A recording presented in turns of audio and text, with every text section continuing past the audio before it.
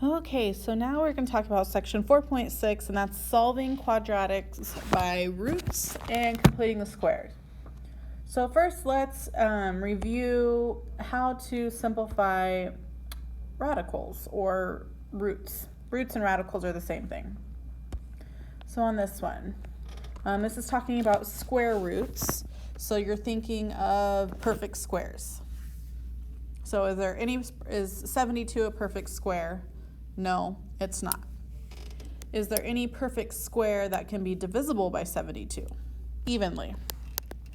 Yeah, the answer is yes, and that is 36. 36 times 2 is 72. So this is like the square root of 36 times the square root of 2. Okay, sweet. So since 36 is a perfect square, and it had to have, otherwise it would have been pointless, we know the square root of 36 is 6. And then we cannot take the square root of 2. It's an irrational number. I mean, we can do it, but it's going to give me an irrational number. So you leave it as 6 square roots of 2. That's how you say it. Okay, the next one, 56. Let's think about it. Perfect squares. If one is a perfect square, but it doesn't do anything. 4, does 4 go into it? Yeah, it does 14 times, but let's see if there's something bigger. The next perfect square would be 9. That's a no. The next one after that would be 16. Nope, nope. And then we would have 25 would be the next one. No, it's not going to go into it. So since I've got to like halfway, I know that none of the perfect squares are going to go into it. So the biggest perfect square was 4. And so this is like 4 times the square root of 4 times the square root of 14. So this turns into 2 square roots of 14. And that's it.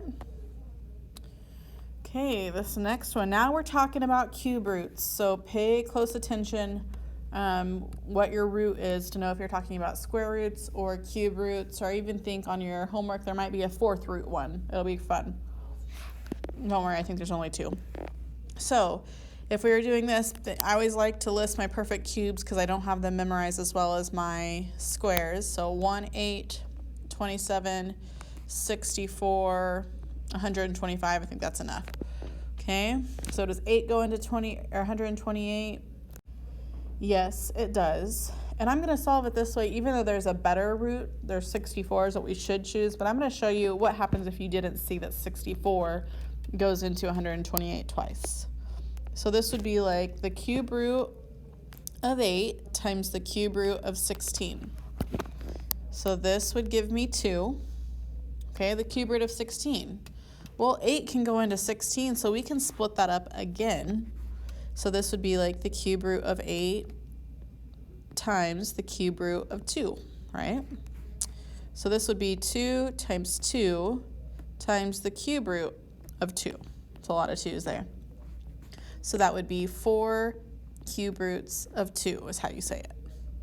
And that's your answer. Okay, maybe you saw it the faster way, and this is perfectly fine. Either way will get you the answer. So if you were like, okay, 64 goes into 128 twice, so that would be like the cube root of 64 times the cube root of 2. Well, the cube root of 64 is 4, so this would be 4 cube roots of 2. So if you see, we got the same exact answer. It was a little quicker, but that's okay. Do what you need to do. You can still get the same answer. Just make sure you keep checking that what's left under the radical can't be divisible by a perfect square or cube or whatever you're working with. Okay, so now let's talk about this. What is the solution of each equation? So this is fun. So we're going to solve this similar to how we've solved other equations. We're going to get the k by itself. So we're going to add 8, so you're left with k squared, don't forget the squared, is going to equal 36. Now, here is where it's different. So usually you would divide right here or maybe multiply or something. Now we're going to be doing the opposite of k squared. What is the opposite of k squared? Well, the opposite of something squared is the square root. So we're going to take the square root of both sides, and so that would give us k over here, which is good. That's what we want. and then you get the square root of 36, which would be 6. But keep in mind, whenever you're doing square roots, you have two answers on these, and this will come into place later. So this is plus or minus, that's how you say it, plus or minus 6. Okay, let's go on to the next one. It's a similar problem, so we're going to add 2 to both sides. X squared equals 7. Take the square root. Now, can you take the square root of 7 evenly and get an answer? No, it's going to be some irrational number, and we don't want to round. You do not want to round on this. Okay, so it's going to be plus or minus, of course. So since we cannot simplify it and we cannot take the square root evenly, your answer is going to be x equals plus or minus the square root of 7. That's it. Okay, the next one. Let's add 7 to both sides. And that would give me 81 equals 25n squared. Divide both sides by 25. Now, you might be able to simplify that fraction. I don't believe you can, actually. That's probably a good thing. So this is like 81 over 25. Let's just leave it like that. Do not convert it to a decimal at all. Okay, so take the square root. And just to recap, if you don't remember your rules of square roots, if you have the square root of a fraction, that's the same thing as the square root of the top divided by the square root of the bottom. Well, we can do that. Those are two perfect squares. So n is going to equal, oh, I forgot the plus or minus sign. Don't forget that. Plus or minus 9 over 5. And yes, on your quiz and test, there will be points taken off if you don't have that plus or minus sign, because it is crucial, especially coming up. Okay, the next one. Let's solve. So we just got to divide both sides by 4. And you get x squared equals 40. Take your square root. Now, is 40 a perfect square? No, it's not. But can we simplify it? Yes, the answer is yes to that question. So if you can simplify a radical, you need to. So let's see. Looks like 4 and 10. So square root of 4 times the square root of 10. So square root of 4 is 2. And then square root of 10, can I simplify that? Well, 4 won't go into it evenly, and the next one is 9, and that won't go into it evenly. So no, you cannot. So this would be x equals 2 square roots of 10. Okay, so perfect square trinomials. Yay. So remember, these are like the a squared plus ab plus b squared that we talked about a while back where we were doing factoring. Okay, so there's a few different ways to look at this. Everybody does a little bit differently. So how you do this is you find your b term divided by 2 squared, and that gives you your c term. Okay, so as you notice, this would be 6 divided by 2 squared. That would be 3 squared, which would give you 9. Okay, so as you another thing to notice is on this one, this is the same thing if we were going to factor. I'm just going to erase it, even though you needed to know that. If we were going to say, okay, what adds to be 6 and multiplies to be 9? Well, that would be 3 and 3, right? So this would be x plus 3 squared. So that's how you would factor it. Okay, let's do this one. There's a negative sign. So I want you to try to think before we actually do the problem of what it would be. It's going to be x plus or minus something. Okay, so this would be, hopefully you thought of it, plus negative 4 and multiplies to be 4. That's 2 negatives, so it's negative 2 and negative 2. So this would be like x minus 2 squared. Okay, now we're going to be using that b plus, or divided by 2 squared to find out what the missing term is. And we're about to have to do this a lot. So we are going, our b is 8. So the b is 8. So this will be like 8 divided by 2 squared.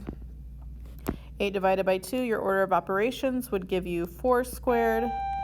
So that would be 16. So that's what would go. Okay, let's go on to the next one. Okay, so we have x squared minus 12x plus blank. We're trying to figure out what the blank is. We're completing the square is what this is called. So completing the perfect square trinomial. So remember, it's b over 2 squared. You don't need to write this out every time unless you need to. That's okay. But if you don't need to, you can skip what I'm writing out right now. So this will be 12 divided by 2 squared. Does the negative net matter? It does not, and the reason it doesn't matter is because we're going to be squaring it and it's going to turn out positive anyway. So on these perfect square trinomials, your C term will always be positive. Just a heads up on that. So this would be 6 squared, which would be 36. Okay. Next one, now we have to figure out what would go in the middle. So if it's 100, what would be the square root of 100? Well, that would be 10, right?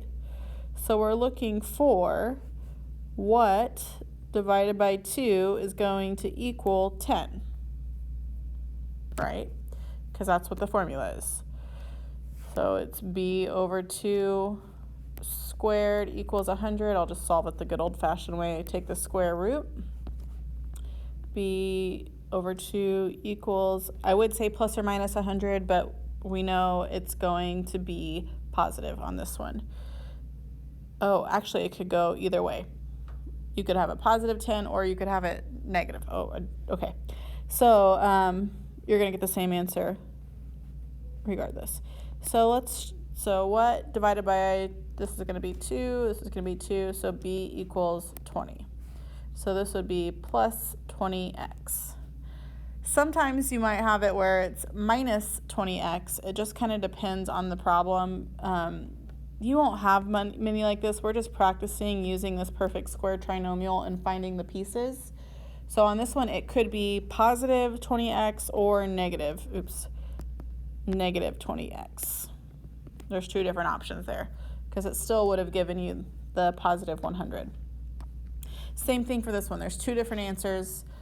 As you can probably guess, the perfect square trinomial is x plus 12 squared or x minus 12 squared, right? So you can either, and remember this one has to be doubled, so that would either be positive 24x or negative 24x. It could be either one. Okay, so now, if a squared plus bx is not part of a perfect square trinomial, so if it's not a perfect square trinomial, you can use the coefficient b to find a constant c that is a perfect square. When you do this, you are completing the square. So if it's not a perfect square trinomial, well, first of all, if it is a perfect square trinomial, factor it, perfect. Okay, and then if it's not, though, you're going to have to make it a perfect square trinomial. So how you do this is you move your c term, your constant, to the other side of the equal sign. Okay, complete the square so that you're going to find the b divided by 2 squared, and you're going to add that to both sides. Then you're going to factor it into your perfect square trinomial, and then you're going to take the square root of both sides, and then you're going to solve for x, and there will be 2 solutions. Okay, that was a lot going on. Let's see. Okay, is this piece right here, is this a perfect square? No, it's not, right? So let's see what would happen. It said to move the c over, so I'm going to minus 94 to both sides. So this gives me n squared plus 20n, and I'm going to leave a space because we're going to be completing the square, right? Is going to equal negative 99. Okay, so now let's complete the square. So you have, what is it? It's going to be b over 2, right over here. B over 2 squared, so 20 over 2 squared would be 10 squared, which would be 100. So this would be plus 100. All right, and if you add 100 to one side, you have to add it to the other. So add 100 to both sides. Okay, so now we're ready to factor. This would be like n plus 10 squared, right? That's what we're looking for. You need it to be a perfect square trinomial so you can get to that point right there, and it's gonna make sense in just a second. Okay, now let's negative 99 and positive 100 would just be 1, right? Okay, now we're gonna solve this. It's gonna be very similar to how we just solved it, but it's gonna be a little different. We're gonna take the square root of that whole chunk right there, that whole binomial, and take the square root of this. So whenever you take that, you would be left with n plus 10, and then you get, what's the square root of 1? Plus or minus 1. So this is going to give you, this is where the two solutions comes into play. You're going to have two different equations. N plus 10 equals positive 1, and n plus 10 equals negative 1. Subtract 10 from both sides, so n equals negative 9. And subtract 10, and you get n equals negative 11. So those are our two solutions. If you were to graph this, you would find those are the roots, the zeros, the solutions, whatever you want to call them. That's where they would be. Okay, so this next one, is this a perfect square trinomial? No, you know right off the bat, 40 is not a perfect square, so we can't do that. So let's go ahead and subtract 40 from both sides. So that would give you x squared minus 14x plus blank equals negative 40. Okay, so what are we gonna make our blank? B squared, or b over 2 squared. So 14 over 2 squared, 7 squared would be 49. So this is 49. Remember, if you add 49 to one side, you have to add it to the other. That's where people go wrong, and they forget that step right there to add to the other side. So this would be x minus 7 squared equals positive 9. Right, now we're ready to solve. Take the square root of both sides. So x minus 7 equals plus or minus 3. So x minus 7 equals 3, and x minus 7 equals negative 3. Add 7, you get x equals 10 as a solution, and then x equals 4 is your other solution. Sweet, let's move on.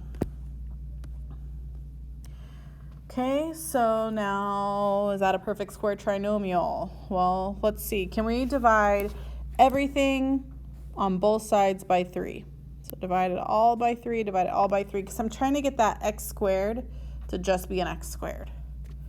The answer is yes, you can divide everything, even 0, by 3. And since we divided everything on both sides of the equation by 3, this becomes x squared minus 4x plus 2 equals 0. So you can do that because you did it to everything in the equation, both sides. So is 2 a perfect square? No. So let's go ahead and subtract 2 from both sides. This gives me x squared minus 4x plus blank equals negative 2. Well, what is this going to be?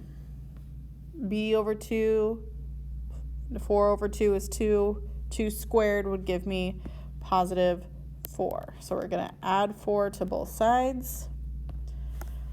Let's factor. It's going to be x minus 2 squared. And if I'm going too quick on that route and you need to factor it the old-fashioned way of what adds to be negative 4 and multiplies to be 4, that's negative 2 and negative 2, that is perfectly fine if you need to do that every time. If you can see it visually in your mind and be accurate, skip the step. It's okay. So then this would give me positive 2. All right, take your square roots of both sides. This is x minus 2 equals plus or minus, the square root of 2 is irrational, so just leave it as square root of 2. All right, now we're going to add 2 to both sides. So x equals 2, and you can write this a few different ways. I'm going to write it the quickest way because you know me, I like to take the shortcuts. You can write it as 2 plus or minus square root of 2. That covers both equations. We're not going to solve that because that would be an irrational number and we would have to round. This is like the purest form, just like how 1/3 is better as 1/3 instead of 0.3333 because you eventually have to round or put the repeating bar. But there is no repeating bar because it's irrational. So you can write it this way, or if you like to write it out all the way, you could write x equals 2 plus the square root of 2, and x equals 2 minus the square root of 2. Really, any of these three ways are perfectly acceptable, but really that way's the best. Okay, last problem. So we have this one. This is not a perfect square trinomial, so let's add 20 to both sides. So b squared minus 2b plus blank equals 26. All right, b over 2, that would be 1. 2 divided by 2 is 1, and then 1 squared would give me 1. So if I were going to factor this is going to be b minus 1 squared equals, oh, look, I almost made the cardinal sin, equals 26 plus 1, so that'd be 27. I forgot to add that 1 to both sides. Okay, now square root it. This is going to be another irrational one, that's okay. So b minus 1 equals the square root of 27. Now, can I simplify? Can I take the square root of 27? The answer is no. But can you simplify it? Yes, you can. That's like the square root of 9 times the square root of 3. So this will be, I forgot the plus or minus sign. Plus or minus 3 square roots of 3 equals b minus 1. So again, add 1 to both sides. So b equals positive 1 plus or minus 3 square roots of 3. You could write it out as 2 separate equations, but who wants to waste the space or the time? That works perfectly fine. All right, thanks for watching, and that was all for completing the square.